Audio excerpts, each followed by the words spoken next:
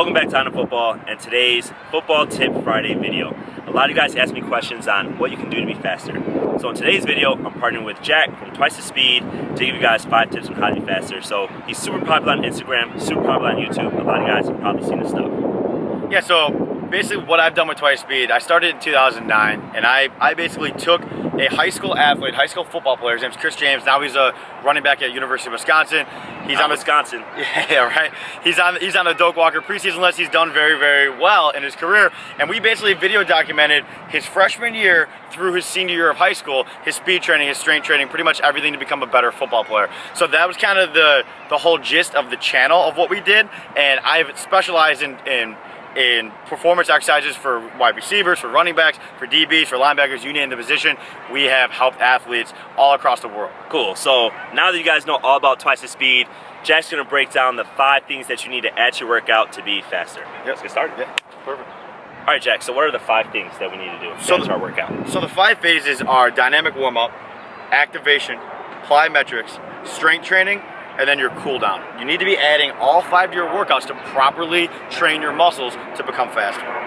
Cool. So the first phase is the dynamic warm-up. Now, this is important because you need to be warming up your muscles.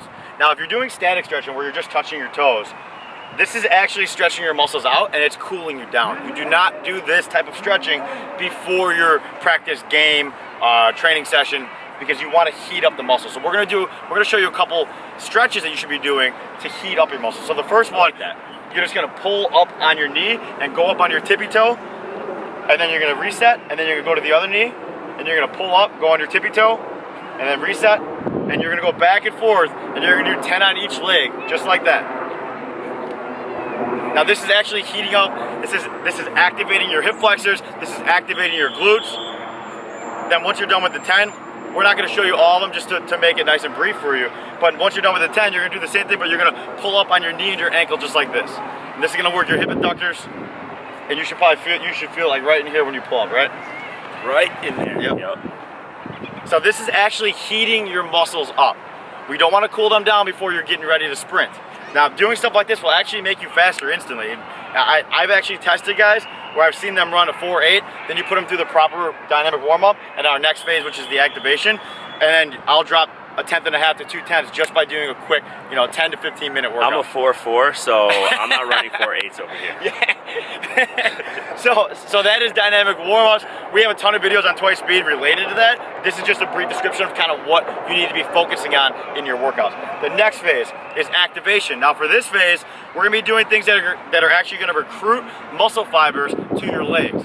So a basic one is just a line drill where you're gonna be going back and forth on the line as quick as you can, and you're gonna start feeling your legs burn a little bit, so you can go ahead, back and forth, and then tighten it up and go quick. And you can even do this for time, where you're gonna count how many times you get over the line in 10 seconds. So go about 10 seconds, and then you're gonna switch to the next one. Pause for about 20 seconds. We're not trying to burn you out. We don't want you like bent over, huffing and puffing. We want you feeling very good. We want you feeling very light. So the next one's gonna be the same thing. Now we're just gonna be going back and forth. So he's gonna be going up, yep, up and back, up and back. And you guys, if you wanna test it, you can have a stopwatch, have a buddy do it, and you can count how many times you get over the line in 10 seconds. It's always fun to compete that way. And then the final one I'm gonna show you is just alternating. So it's like you're sprinting, just like this. And you're gonna alternate your feet. I've definitely seen CJ do these in our videos. CJ is very quick. I scored a beat for CJ, I believe. His side to side, I want to say he got 38. So every time you go over, it's 1, 2, 3, and how much 4. time? In 10 seconds, he got 38. That was his record. Yeah, no, he's quick. He's been doing that for years, though. The next phase is plyometrics. All you guys watching this have probably heard of plyometrics. These are some of my favorites. Yeah, and they help a lot. They really, really do. So the first plyometric we're going to do is you're just going to stand on one leg like this, and you're just going to practice just jumping and attempting to kick your butt. If you can't kick your butt, then with the same foot? Yeah, same foot. So stand on one leg. There you go. And then work your way up to kicking your butt. Good. That's a little bit more advanced. I showed you a beginner phase where you could just kind of go halfway, and then the more advanced version would be kicking your butt. Now the next one that I'm gonna have to do is just a basic lunge jump. So it's here, and then you're just gonna alternate and just land and catch it, and then just switch. Good. Perfect. Very good. So that's another variation. So this one is going to train the sprinting motion a lot, as you know. So a lot of the plyos I like to do are single leg because then they require you to have more balance. A lot of times on the football field, you're not going to have perfect balance for every single play. Majority of your plays are off balance, catching, moving, you're on one leg. So a lot of the training that we do with plyometrics are a lot of one leg sort of exercises. That's awesome. The next phase, the fourth phase, is the strength training phase. Now, obviously we're not in a weight room, and there's gonna be guys watching this video from probably 7 years old to 30 years old. So we're gonna show you just on air, because we want everyone to be able to do these exercises.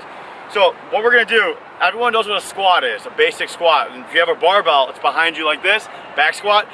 We're gonna show you a body squat where we're just gonna change the tempo. So what he's gonna do, he's gonna go down slow, about a 5 to 6 second tempo, and as soon as he hits parallel, he's gonna explode up.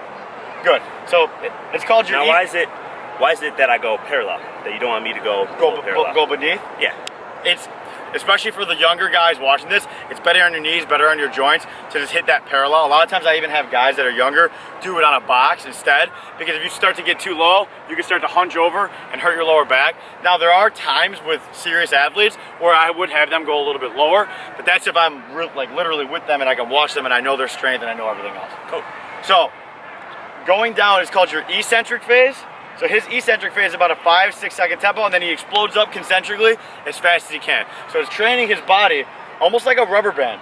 So he's pulling that rubber band back. The further you can pull that rubber band back and then snap, the more explosive you're going to be, the faster sprinter you're going to be, the more powerful you're going to be when you tackle. So that's just a good tip to use in the weight room, is switching up your tempos. Your eccentric phase, slow it, and then your concentric phase, explode it. The final phase is the cool down. You guys need to be doing this.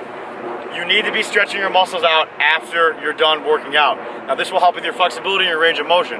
So a basic. Now this is the part that I always skip. Most guys do. I hate it, but we have to add it. Most guys do. So the first one we're gonna do, you're just gonna cross in front like this, and you're gonna go and you're gonna try and touch your heel. There you go. Now what is this stretch? This is stretching your hamstrings. It's isolating your hamstrings, more so than just doing this. A lot of guys can just do this stretch, and they can do that all day, but when you come here and you turn, it's actually gonna stretch out your obliques, as well as your hamstrings and your whole posterior chain, which is the back. And you should probably be feeling a little more than just going for regular toe touches, yeah. Oh yeah. Good? Yeah. So, I'm already sweating. Yeah, it's just a cool down. I'm actually kind of sweating too. So another one that we're gonna do, we're gonna just do a hold like this, and we're gonna stretch out almost like a sprinting motion, but really exaggerate it. And he's gonna get his hip flexors, and he can even put up his hand like this, and we can open up and get a lot like yoga, and get his obliques a little bit like yoga. Yes. Like yoga. Then we can alternate the leg. It's like a warrior pose, huh? Yeah.